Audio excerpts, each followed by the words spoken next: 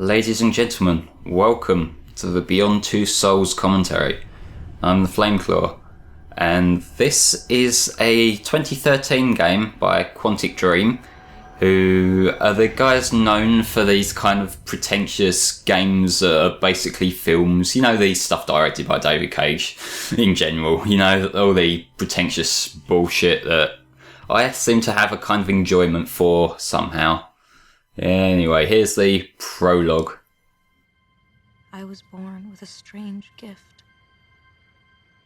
The ability to see what no human being has ever seen before. It's all mixed up in my head. The images, the sounds, the smell. I need to remember. Put things in order right up to this moment. Remember who I am. If I had to say how it all began, I might just as well start here. Now, in case you're confused about what's going on there, don't worry, that's normal.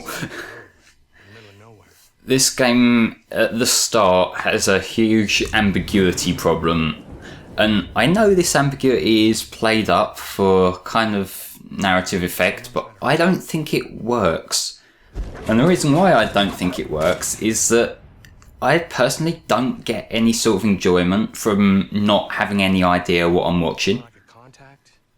But this chapter here, the first chapter, is called Broken, and it is a chapter where you have literally no gameplay whatsoever. Because after people made fun of Heavy Rain to a degree for being a film rather than a game, we thought might as well just confirm that. But again, at this point in the game, because of the non-linear storytelling, you won't know what any of this stuff is, and I don't think that's the best way to introduce the game. Is that a scar?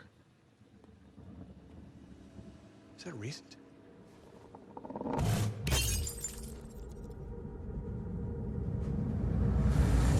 I will say the visuals in this game overall do look very nice in parts, especially like you saw the car lights here, and it just little details I find to the visual effects that just work and look so pretty. Goddamn fools. That character there is Nathan, played by Willem Dafoe, and this, our main character Jodie, is played by Ellen Page, both quite famous actors. Because, you know, get big names in to cover through your somewhat all over the place kind of plot.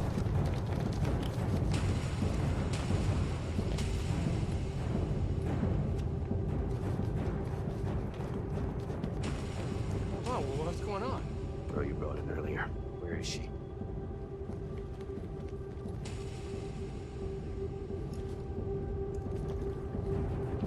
Now we've got all these kind of things going on, and the idea, I think, is to raise questions in the viewer's mind of why all this stuff's happening, but I don't think we've been fed enough information at the start to instinctively start asking those questions. So it doesn't work out quite how I think it was intended in that respect. I think had we had a little bit more information on who Jodie is, other than that prologue where it's kind of meaningful, symbolic sort of crap, I think it would have worked a bit better.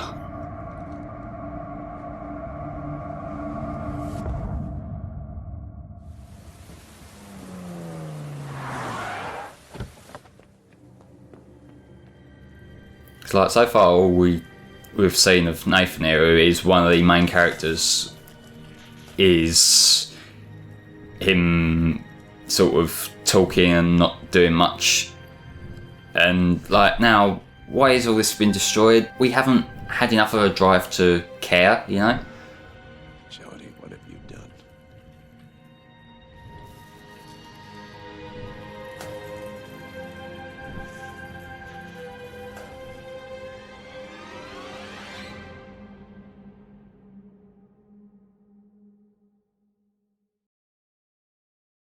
But enough of that. On to a chapter where stuff actually happens. It only had like 5 minutes of nothing, so I guess it could have been worse in that respect, but I still think there should have been some kind of information before the first chapter started, but what can you do? Ah, there you are. How you doing today, Jody? Good? I hate to bother you when you're playing and all, but... Cole, the doctor here, is actually one of my favourite characters in this game. I'll say doctor, he's more of a kind of researcher, but I just kind of like the interactions he has towards Jodie, purely because he seems to be this kind of caring father figure to her in a way, which I kind of like seeing that kind of dynamic done well.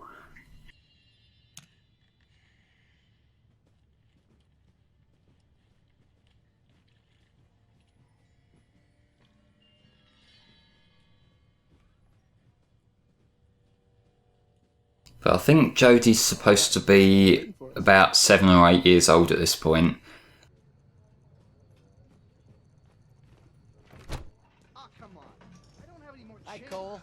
This area has a hospital type of look to it, despite being a research place. And while I can say from experience, hospital layouts are really not the most pleasant places to be, this has a warm feeling to it in a way, and that comes down mostly to the people involved, the way the characters are talking to one another. I think that works quite well here. It makes the place feel much more comfortable than it otherwise would. Okay, we're gonna put this on now. Remember? It's just like a crown. Oh, yeah. Look at all this science. Princess. Don't worry. Everything's gonna be fine. I'm right next door if you need me, okay?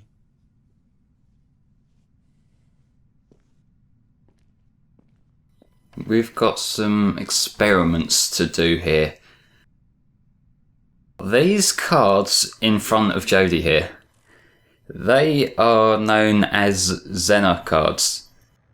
Okay, let's start. They were originally designed by a psychologist called Carl Zener in the 1930s, and they were put together for experiments in relation to telepathy, which is a kind of neat little thing they've got going on here. Like, they've actually looked into this and it's appropriate, which, given some of David Cage's history of just pulling things out his arse, I'm impressed.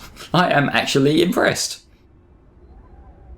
And one of the cards in particular, the one with the 3 squiggly lines on it, I believe that was one of the things that Uri Geller took issue with on the Pokemon Kadabra's design, because he's got that design going on his chest. Next card. I'm not sure exactly what was going on there, but I believe that was something to do with it, that he didn't like that, or thought it referred to him in some way. But what's happening here is our gameplay. And I use the word gameplay very loosely here.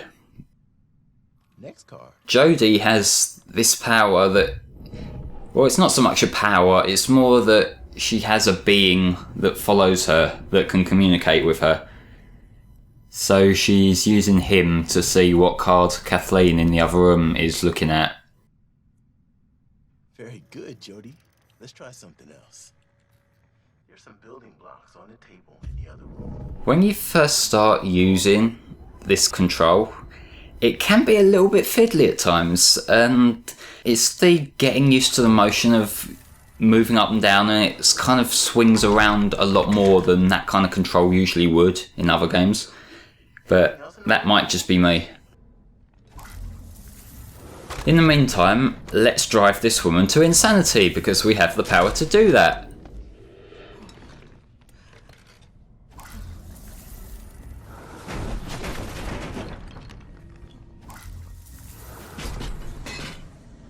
Yeah, I am making a point of just knocking down everything I see, because why not?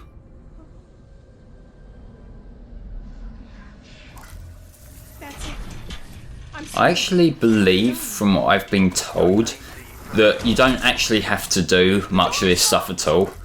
Like, she will have this same reaction even if you only, like, maybe knock one off 2 things down. Which I find that idea kind of amusing. You have to stop now, Jody. The test is over. You need to stop. No, fuck you, I want to keep smashing stuff up. Jody. It's over, Jody. It's over. It's over. And it's this kind of reaction that just highlights how much Cole and Nathan both care about Jodie in general. And again, that's something else that I really, really like.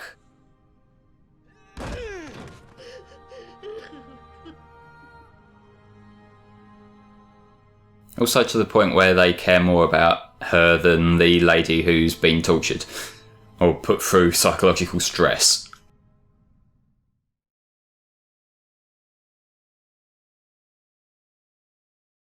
And now onto the Embassy chapter, which is a chapter I don't really care for that much, because although it does introduce Jodie using her entity in a practical sense rather than, you know, just an experiment, I kind of feel again we don't have a proper setup for why we're here.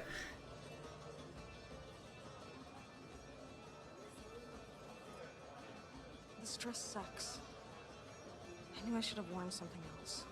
I do like this little exchange here, just because it gives Jodie a little bit of personality, a bit of a sense of humour. Act natural. If anyone speaks to you, you just smile. So do you want me to act natural, or do you want me to smile?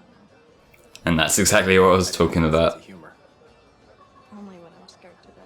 Ryan, I'm delighted you could attend. Always a pleasure, Sheikh Ahmed.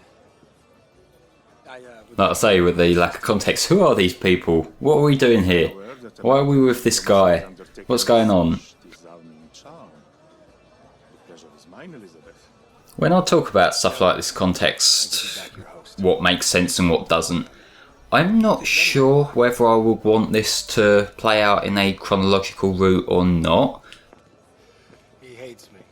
I've watched this through from a chronological order through the alternate playlist I have on the non-commentary version, and I think the earlier sections tend to be the least interesting ones, from a chronological perspective that is, because Jodie as a child, all those chapters seem to be the short filler type chapters that nothing really much happens in.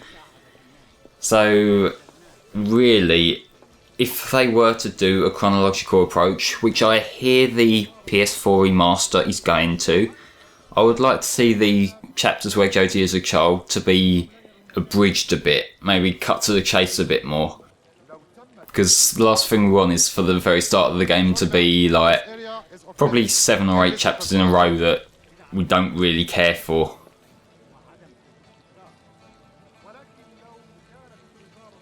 Either way, I think it is kind of a weakness of the narrative. Like, it's a lot of stuff that doesn't really help move the story along at all.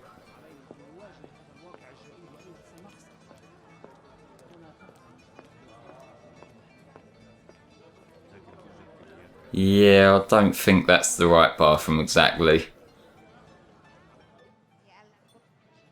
Good going, me. Good going.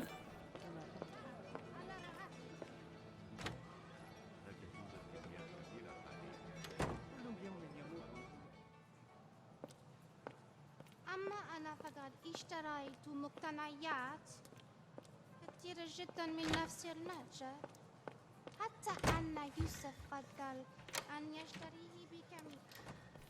I'm gonna be honest, the way she hides herself in this cubicle here to use the power, it's not a reference at all, but it reminds me of the sections where you play as Norman Jayden in Heavy Rain, and he sort of shuts himself in that little cubicle office to use his Arri sunglasses with the different technology stuff going on. Documents we're looking for are inside.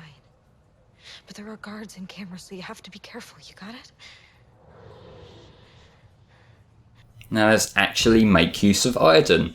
And yes, that was a sneaky little crossfade that you saw there, because I managed to screw this up the first time. Hurry, Aiden. Now, I mentioned it slightly earlier, but navigating with Aiden is quite fiddly. I'm not sure what they could do to change that, really, given that he sort of floats around. But the first thing we got to do is to distract the guard, so he's not paying attention to us going places we're not meant to be going.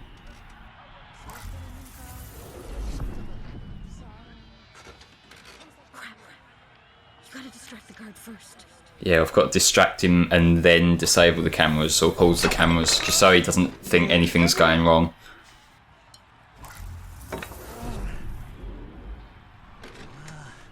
Okay. Nobody will be able to monitor the main office now. We should be safe. And let's go possess this guy. No real reason, just for the bants. Actually, I think, yeah, we've got to use him to open the safe that's in there. Because it's a safe that we're after. There's information inside that we want. There's gotta be a switch somewhere. To move the painting. Find it, Aiden. I know what they're going for with her voice, is they want her to sound kind of panicked, because this is putting a lot of stress on her, having Aiden this far away. But it's kind of hard to take the instructions seriously when a voice is like that.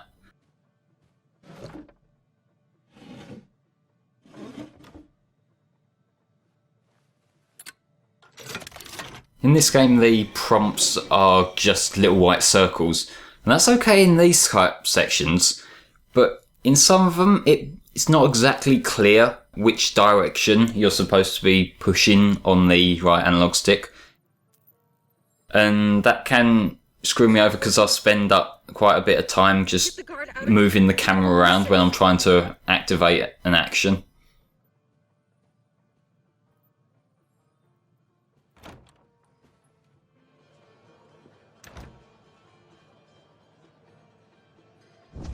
Yeah, let's let him go there. That's such a smart idea.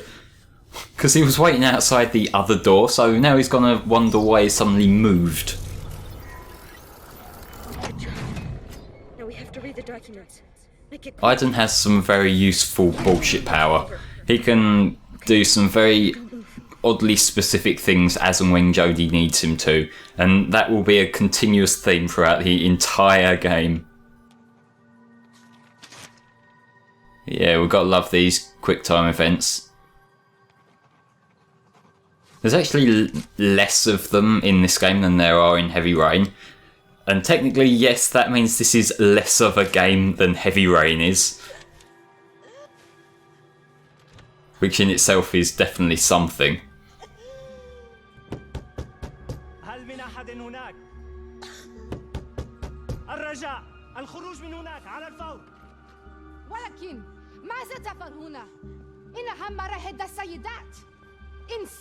I have no idea what these are actually arguing about, so I can't explain the context like I would like to be able to. Seems like she's at least somewhat apologetic or sympathetic, I should probably say, for Jodie at this point. Sorry. I can't do anything to help you. Good luck. Mash X to get off the toilet. Wonderful. It actually made me laugh as a slight aside. When we uploaded the non-commentary version of this over on HF Playthroughs, the automated thumbnail was just a picture of Jodie on the bog. Like, keep it classy, YouTube, keep it classy.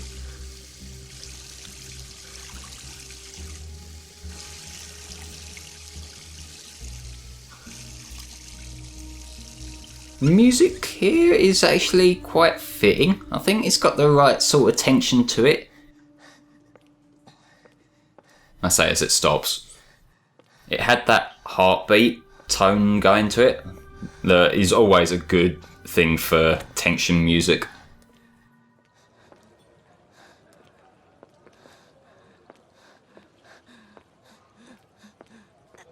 Damn, she's looking worse for wear. I'm surprised the guard there didn't say anything about it.